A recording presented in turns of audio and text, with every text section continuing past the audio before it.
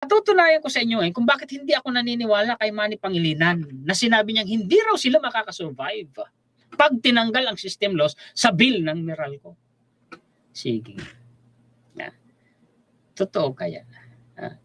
Idineklara ng Meralco, ABS-CBN, alam naman natin. Idineklara ng Meralco at electric cooperative sa bansa na hindi nila kayang saluhin ang gasto sa system loss kahit mismong si Pangulong Ferdinand Marcos Jr. pa ang nag-utos. Hindi nga kaya nila kaya? Hindi nga kaya talaga kaya ng Meralco? Hindi nga talaga sila makakasurvive pag tinanggal ang system loss? Basahin ko muna ito ha. Titingnan natin mga kaistoryan ha. May ito, online news article sila ito. Basahin natin ha. Power distributors say that they can't absorb system loss. Really? Is that so? Private utilities and electric cooperatives nationwide have said that they cannot afford to absorb the system loss expenses, even as President Ferdinand Marcos Jr. declared in his SONA that it should not be charged to consumers anymore. Meralco Chairman Manny V. Pangilinan earlier said the industry cannot afford to shoulder all the expenses related to system loss, which could be technical or non-technical. Bakit di ako naniniwala?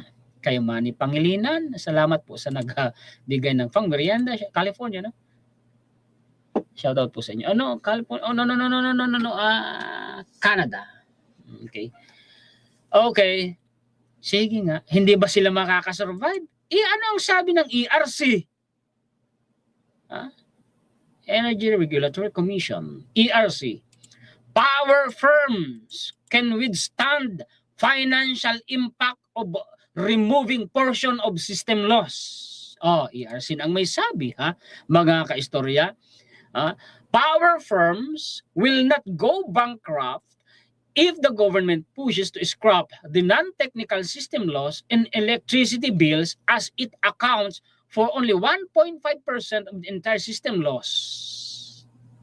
Kahit pa buong system loss, technical at non-technical, ang tanggalin, mga kaistorya, sa paniniwala ko, hindi sila malulugi. Kikita pa rin sila. Makakasurvive pa rin sila. Bakit? Bakit mga kaistorya? Eto, numero tayo. Tingnan natin ha, kung hindi nga talaga sila kikita, kung malulugi nga talaga sila, kung hindi nga sila talaga makakasurvive. Okay. Newswatch Plus Philippines mainstream. Kahapon nila ibinalita. Consumers paid Meralco 30 billion pesos in system loss charges last year. ERC. Tandaan ninyo yung numero. 30 billion pesos daw po pala ang nasingil na kolekta ng Meralco sa mga consumers noong taong 2025. 30 billion pesos ha? Titingnan natin. Energy Regulatory Commission Chairman Francis Saturnino told a Senate Energy Committee hearing that Meralco collected 30 billion pesos in system loss charges from consumers last year. Kita ninyo. 30 billion pesos. Laki, no? Totoo yung sinabi ni Senator Risa Hontiveros na kahit maliit na halaga lang yan, 1 milyon namang konsumidores ng kuryente ng Meralco. Pag inipon mo, bilyon-bilyong peso ang total amount niyan. Totoo nga, 30 billion pesos pala Mga kaistorya Magkano ba ang kinita ng Meralco, yung kabuang kinita, profit, noong 2025? Magkano? Sige, alamin natin. Eto na. Kaya nga sabi ko, ang numero hindi nagsisinungaling Meralco, 2025 profit grows 12% to 50 billion pesos. Business world yan. 50 billion pesos daw ang kabuang kinita ng Meralco noong taong 2025. Ibawas mo yung 30 billion pesos, mga kaistorya, na system loss, kung sakali pong tatanggalin na, kung humigit kumulang pala sa isang taon, ay nasa 50 billion pesos ang kinikita nila.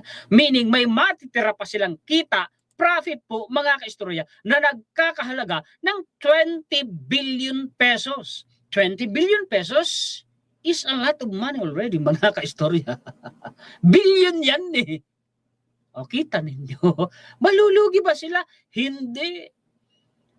Makakasurvive pa rin sila. May kita pa rin silang humigit kumulang 20 billion pesos. Yan na nga ba sinasabi ko eh. Diba? At alam nyo ba mga kaistorya, kalahatian pa lang ng taong 2026, eto na mga kaistorya, yung net income po ng Meralco. Meralco on Wednesday reported a consolidated core net income of 26.51 billion pesos for the first half of 2026. Kalahatian pa lang yan ng taong 2026. See? Yan na nga tayo eh. Makakasurvive o hindi? Survive. Kikita pa rin o hindi? Ay, billion-billion pa rin ang kikitain. Nasa 30 billion pesos lang naman pala. Annually ang system loss eh. Kahit pa mga kaistorya, buong system loss ang tanggalin eh. Di po ba? Ang pinag-uusapan lang, yung non-technical eh, ang tatanggalin sa system loss eh, kasi naghahati pala sa dalawa yung system loss. May technical at saka non-technical. O yung non-technical lang ang tatanggalin. Bakit ayaw nila? O sige, kung ayaw ninyo. I-take over na lang yan ng gobyerno. Gobyerno na lang ang magpatakbo niyang Meralco na yan. Anyway, pagka naisa batas ito, hindi sila pwedeng tatanggi. Hindi pwedeng hindi sila susunod. Susunod at susunod sila. Mas makapangyarihan ang gobyerno, makapangyarihan ang batas. Walang sino man ngang sa atin ang mas mataas sa batas. Di ba mga kaistorya? Sinasabi ko sa inyo, kaya hindi ako naniniwala kay Manny Pangilinan. Yan yung sinasabi ko sa inyo, kaya kanina na hindi nagsisinungaling ang numero. Sana naintindihan ho ninyo. Kaya mga magaganda, doon lang ako sa positibo. Kasi alam nyo kung lagi kang negatibo, hindi makakatulong sa tao yung laging negatibo ang isip sa totoo lang. Wala pong negosyante na umunlad sa pagninegosyo na ang isip lagi negatibo. Walang negosyante na ang isip lagi ay, naku, hindi na ako mamumuhunan, baka malugi ako, sayang lang ang pera. Walang negosyanteng ganun. Ang mga negosyante, mga kaistorya, laging positibo ang isip ng mga yan. May mga kababayan tayo na hindi man lang mabago ang takbo ng pag-iisip. Laging negatibo. Ang nakakalungkot yan, actually, may mga taong pinagagalaw ng mga oligarko. Ang masaklap pa niyan, pinagagalaw ng ibang bansang mananakop, imperialismo, para wag lumakas at wag umunlad ang Pilipinas. Yun ang masaklap dyan. Bataan nuclear power plant, pinulitika ng pinulitika. Ay balita ngayon, i-revive daw po mga kaistorya ng gobyerno natin ang Bataan nuclear power plant. May kumukontra na naman. Actually, may napanood akong content, sinisira na naman yung Bataan nuclear power plant. Delikado ika, dahil napakalapit ika niyan sa fault line. Ilang beses nang lumindol sa Pilipinas. Ilang beses nang lumindol sa Luzon. Pumutok pa nga ang Mount Pinatubo noong 1990 kung hindi ako nagkakamali. Tama, di ba? 1990. Ilang beses nang nagkaroon ng super typhoon sa Luzon matatag pa rin at walang sira ang Bataan nuclear power plant. Mag-isip po kayo, buksan na ninyo ang isip ninyo mga kababayan ko.